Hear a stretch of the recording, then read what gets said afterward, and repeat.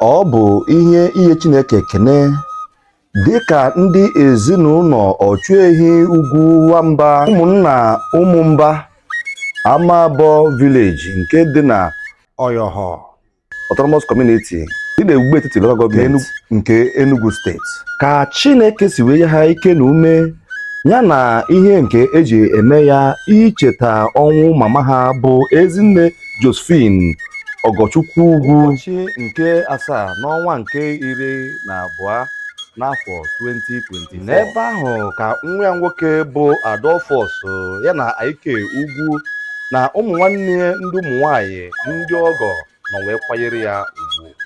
Ebe ahụ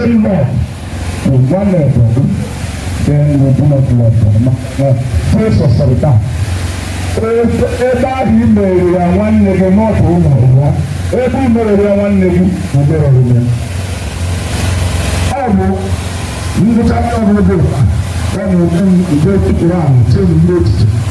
Maka na akwụkwọ nsọ anyị, ọ bụrụ eji ebe n'igwe okwu.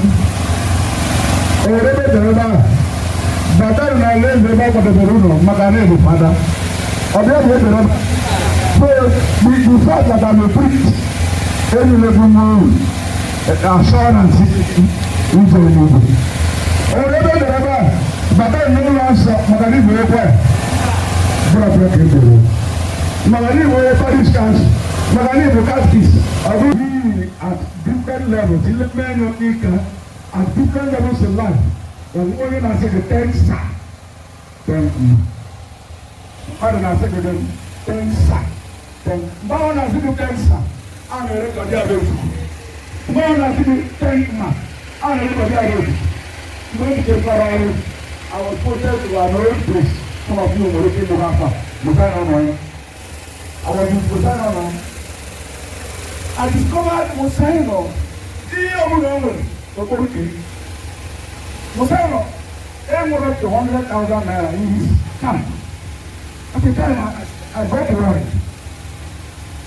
Akwụkwọ ihe mụtara na-edo otete ụtụtụ ọmụdụ adịkọrọ ezi maba ndị na-erere akwụkwọ na-anata ya ego ka ndị udubedoro mụta na kan ka mma ma ọkpọfụrụ kwa ndị mụta na ọsụmụ ugbu a nwụdịrị ọdị mmụọ ala ọma onye omenụkọ onye siri ihere Jezebel mama anyị kpezi ekpere ọdụ water when you do may I go and nabata you are good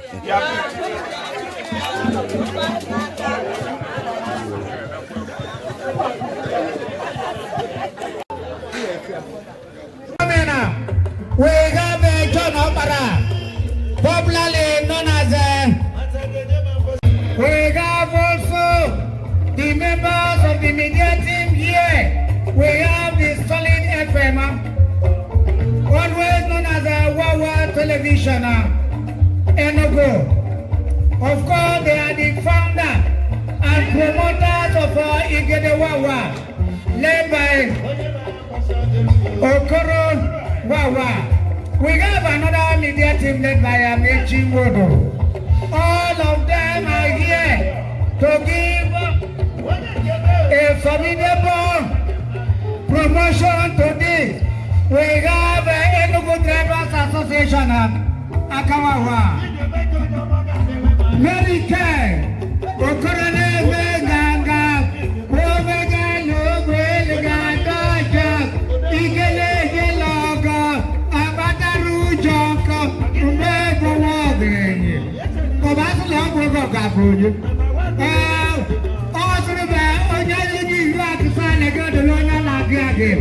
Also, Bogina Vanago, Yebro, very care. Mama Gagan, ordinary Matese. Oh, Yamakama. So many that by the time you are going to reach your home without any issue on the way.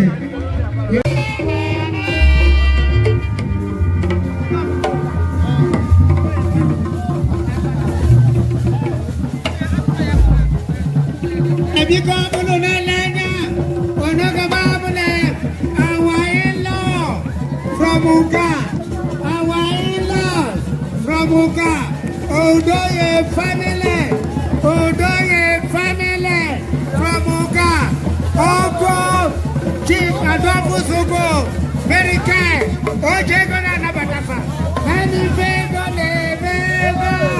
and the Ogo, Nando.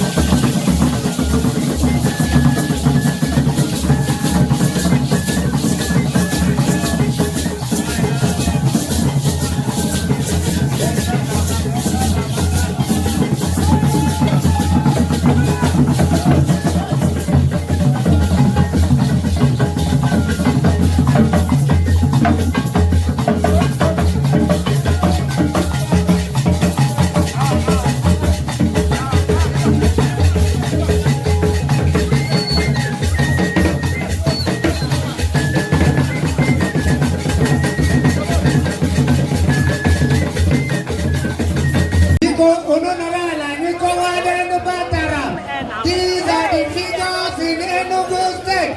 These are the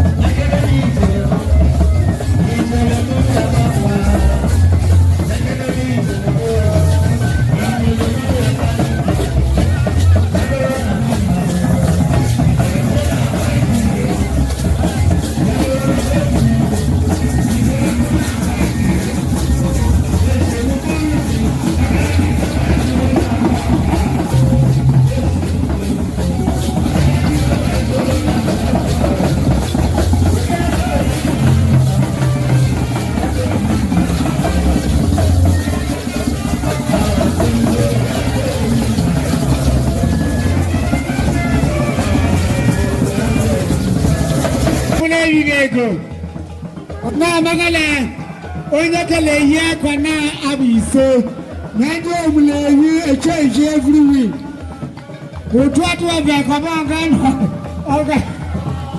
adịghị ọgụ ya bụ ezigbo mmadụ mmadụ ihe ewu ọtọ bekee ọrụ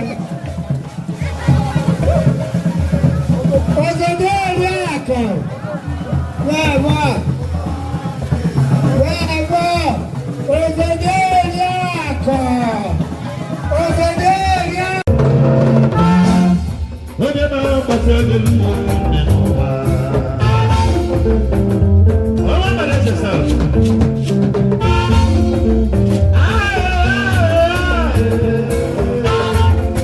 onye na-agbasa ego n'ụwa ajọrọ obodo dị ebe ka na-emeta ịbụrụ ọganele mmanya na-esi nwere obodo mabeje manuel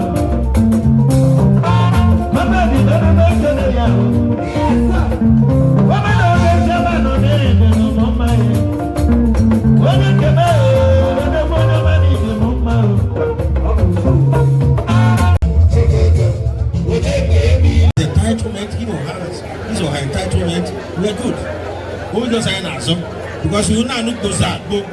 Nobody has no secret code. I have one secret code. I have one labor union.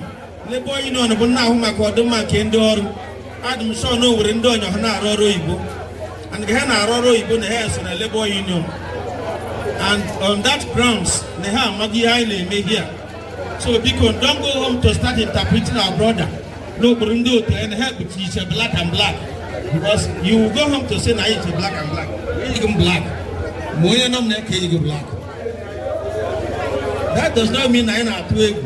When I know what he had, he's just required was there and that's what to do. But I've made you to understand whom we are. You have been this indoor. Don't have no ever in this indoor. Then I would endure at a gown. Then do it and all and got punish here. Because naturally, then the hand I ever been daughter the Britain with a format, the procedure that affects negatively the life of the workers. If we are sleep, we don't know bring an attack. Maybe an out of the serious apologies to those who are not Igbos who are here. I have to use this to ensure that our people understand what we're saying. It's not as if we are deformed or we don't have the capacity to speak English.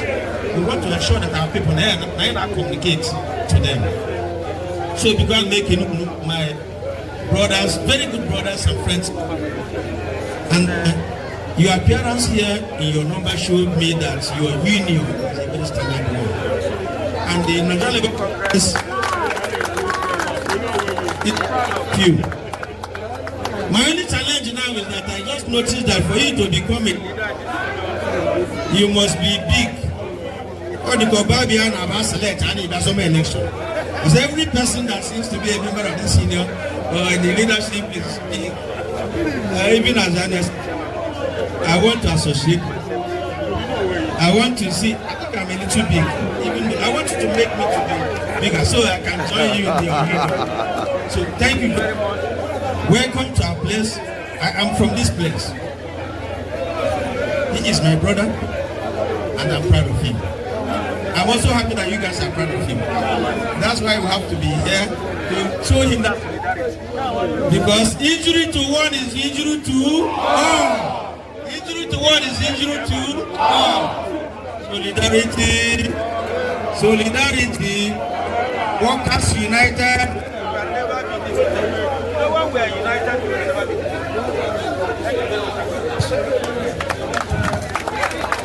Insoleto, please, we want to thank our state chairman NLC for his wonderful address.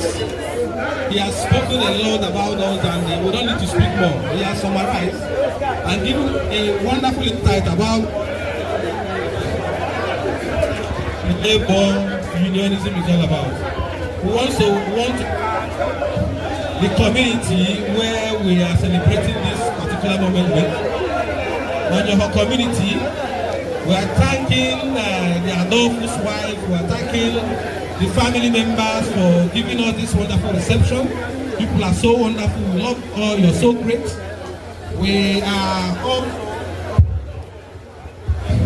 thanking all other dignitaries that have state headers come to commemorate with our brother Adolfo's Ugwu. So, on this note, we want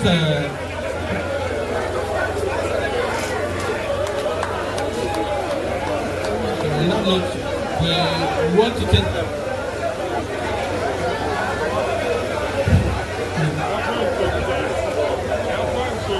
Great Narita Adolfo's Ugwu, we now,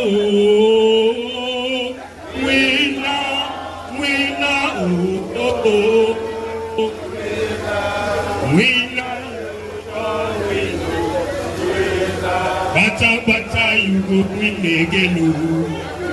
Chama, we now, you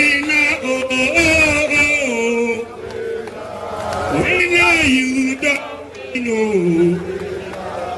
Bata you go win forever.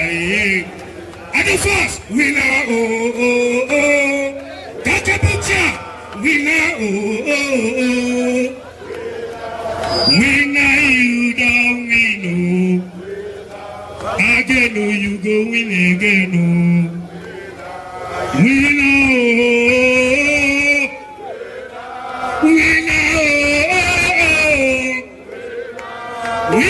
you don't win,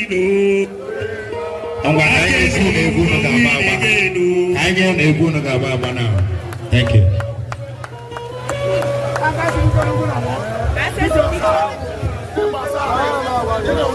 photograph. Please, Chairman, let's take photograph, please.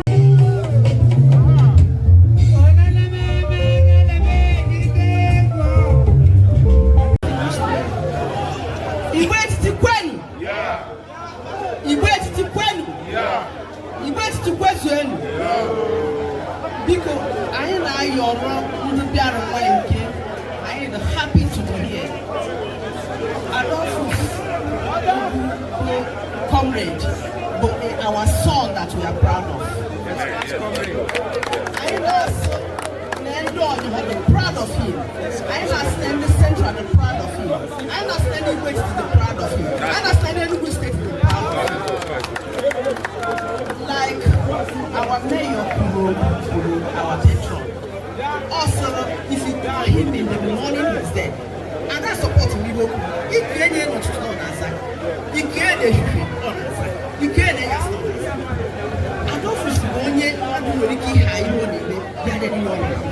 He will not. My first cousin buried the wife today. When my sister was there with the chairman of NLC in the state. When I make a point of duty to be here, you can imagine how important Adolfo is. Let's welcome Igwe.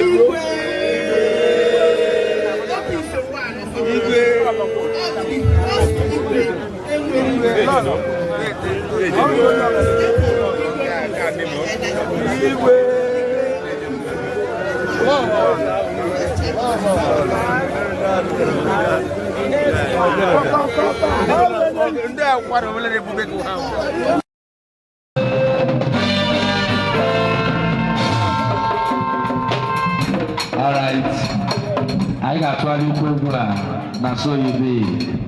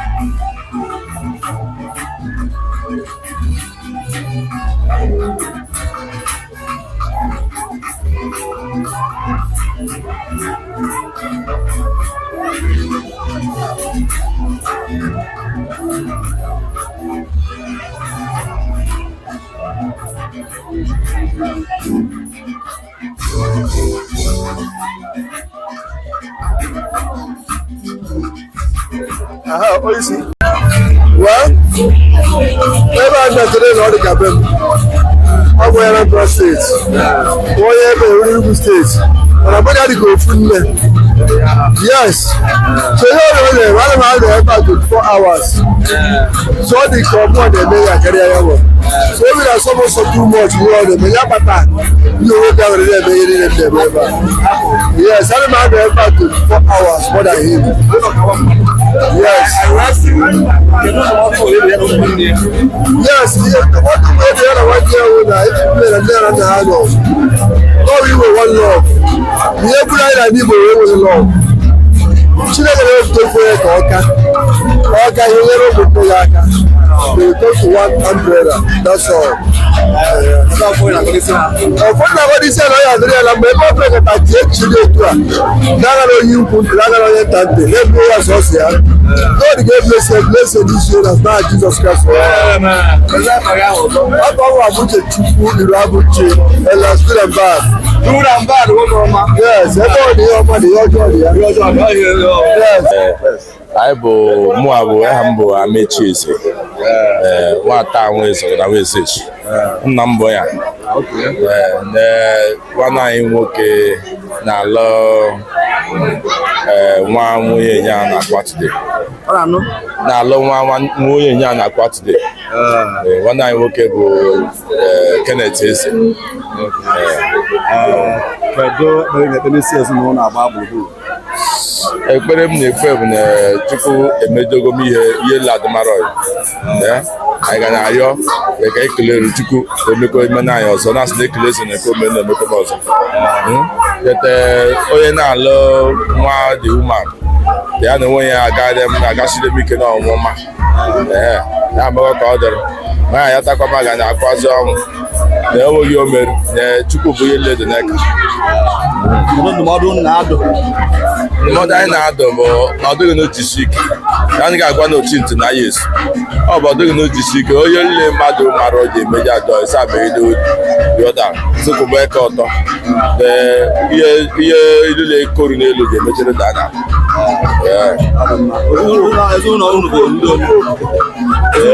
Nna m nwe ya onye nwunye m bụ anyị bụ ndị Ugwu.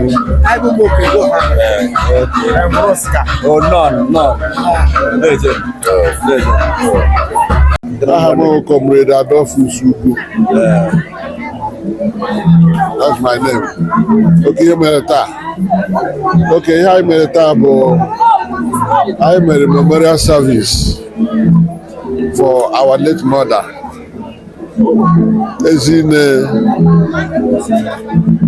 Josephine ogochukwu Ugwu. Ma nne gị ahụ ọfụma ọ ya zụrụ anyị ama m ya ọfụma. Kedu ihe ịfụ na agwa ịmụta na mmie mama anyị bụ ezigbo nne, ọ tara anyị ezigbo afụfụ. She's a dedicated mother. She really suffered for us. Why training us is not an easy thing. So mana ka ọ tachara afụfụ na ọrịa wee kudo ya, o wee nwụọ mgbe anyị na-enwebeghị ihe anyị bụ. So ọ ya ka anyị ga-esi ka anyị gwara iwu wee cheta afọ niile ọ tara anyị, ọ tara n'isi anyị. Ọ bụrụ na efu anya tata ọtụtụ ndị mmadụ bịa n'elu gị, ndị enyi ikwu ibe, ndị ọgọ, ndị enyi. Kedu ekene were ihe ndị bịa n'elu gị? Ana m ekele ha n'afọ ojuju. Obi jupụtara anyị na nnukwu aṅụrị etu ndị mmadụ ọha na eze ji wee bịa nọnyere anyị. Anyị na-ekele ha, na-ebekwa ekpere na-asị Chineke okwu ha jiri gaa ala ga-aka nke ha ji wee bịa mma, ka Chineke zutekwa ha na mkpa ha. Ihe ha mere anyị, ndị mmadụ ga-emere ha nke karịrị nke Chineke akwụkwọ ha ụgwọ karịa ka ha si wee mere anyị. O nwere ihe na-anyọ ka Chineke mee n'isi ezinụlọ Agba bụ? Yes, ihe anyị na-ayọ Chukwu bụ ka Chineke site na mmemme anyị mere n'ụbọchị taa nye anyị ngọzi wee mee ka anyị ghara ịdị na-anwụchu ọnwụ n'ezinụlọ anyị. A na-ayọkwa Chineke aga m n'ihu na nkwudosi ike n'ime ya. Daalụ, anyị ekele gị. Anyị bụ ndị Baba TV si ya ọ ya dịrị mma na anyị fụrụ ka ndị mmadụ si bịa n'elu gị n'ọkwanụ ka anyị wee nụkwa n'ụta ka isi na-eme jidebe ka echi. Thank you very much. Thank you. Nna anyị kwa anyị ekele gị. Ekenekwa. Ọ ga-amasị anyị bụ ndị Baba TV ya na ndị gede Baba FM ime onye bụ. Okay, afọ m bụ ọzọ Ojide Ovuru Ọha Kennedy Agụ. Kedu ihe butere gị ebe a? Ihe na-akpọtụrụ ebe a bụ sekretari. Oke, ihe butere m n'ebe a bụ na nwanne m nwoke na ọyị m bụ Comrade Adolphus Ugwu mere irota ọnwụ mama ya today. Chọọ tata ka ọ raka olili mama ya maka o pere mpe oge mama ya nwụ. So o wee si na mama ya zụrụ ya ṅụrịgharị ya, ha ga-akwanyere ugwu ikpeazụ today. Ma ị na-anya ịfụ na o nwere ka dị mbacha eme ịfụ na ndị mmadụ from different walks of life to grace the occasion. So mụ onwe m n'ebe a as a good friend ya. Adolphus bụ onye kpọbara m na Maritime Workers. Today I'm a member of Maritime Workers Association. That was doing all my classmates in secondary school. When I go to Gaba, I make a business. So, and I go yes, we work today.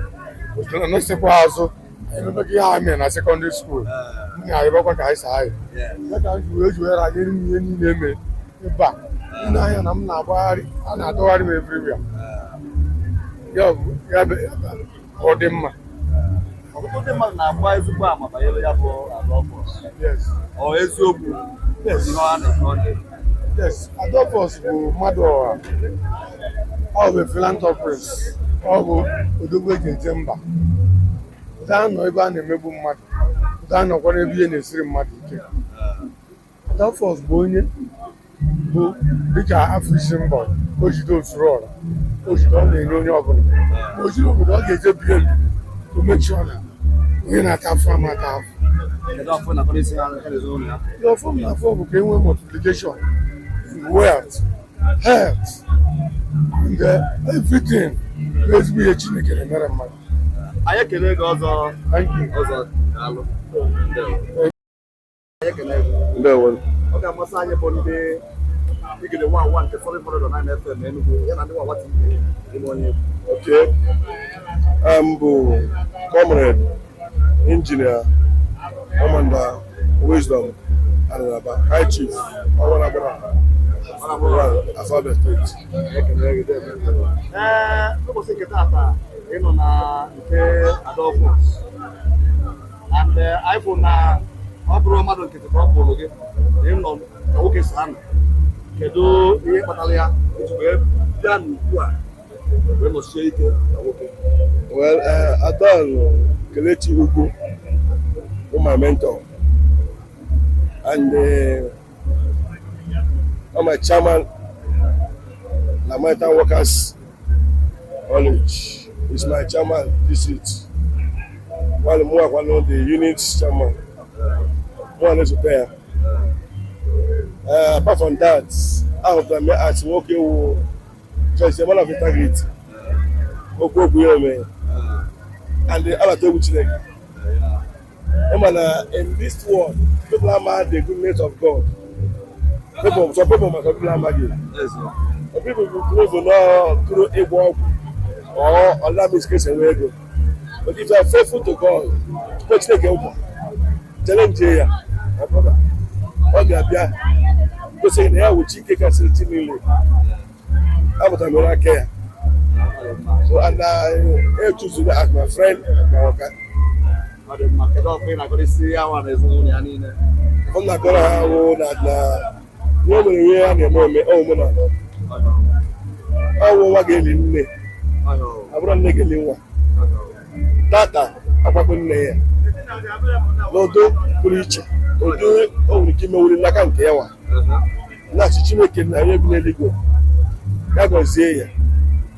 ebe nne na-agwa ya gọzikwa ya makana ama m na anyị ga-ezikọta one good day to ma ndị bereba ma ndị zụrụ ya ọ ka dịrị ha na mma dịka ọ kwara nne ya mezie nne ya ụmụ ga-emezi ya nwa ndị ebere taa kwara ya ugwu ha ga dịka echikọkecharịrị agwa mgbe ha ga-ala ụkwụ ha ji bịa ka ya ga-eji ala ga-aka mma But say na anya bewe. Ukakowa. And they chima a friend in need. I want a friend in need. Today, some people should all the way from Port Harcourt, Bonny, all the part of the country of Nigeria. Maybe in Ujumea. All this. He's a good man. Kasi kiha. Agadi kwa huta. Ọ dị mma nwoke ọma, anyị ekele gị ndị ga-ejisi ike na onye na-akwa mmadụ ka ọ na-akwa onwe dịka ị ga-emeri ya yi nwoke bụkwalụ ya mentọ ka isi wee kwu na Chineke si ụtọ a na-emere gị ihe ọma na ezinụlọ gị n'aha Jizọs. Anyị ekele gị na onwe unu maka na abịawa in this actually organize the press and the dignitaries that was the press. I did complete. The organ do number. Jay Kunuch, who are with eyepiece of the common man. But the common man, I got my name. One will never go there, go back. So I got do number. But I say, what more? Negamo, Zoa, what I've in there. I cheat. No, I cheat. No. Ụbọchị kịta ata ka ị bịara agwara m Adol Medical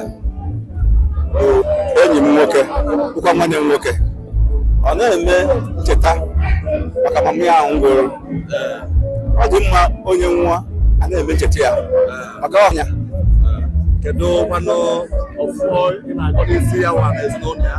Ọfọ m na-agọ ya bụ na otu ọ dị chi ga-agbasiri ya ọ ga-akarị otu ọ dị ọ ga-eme ọfụma na-aga n'elu na-echetakwa ndị agbụrụ ya echetakwa ndị ụmụnne ya ekwa ndị nne ya Okife one of our Mokofi Autonomous Community. God bless you.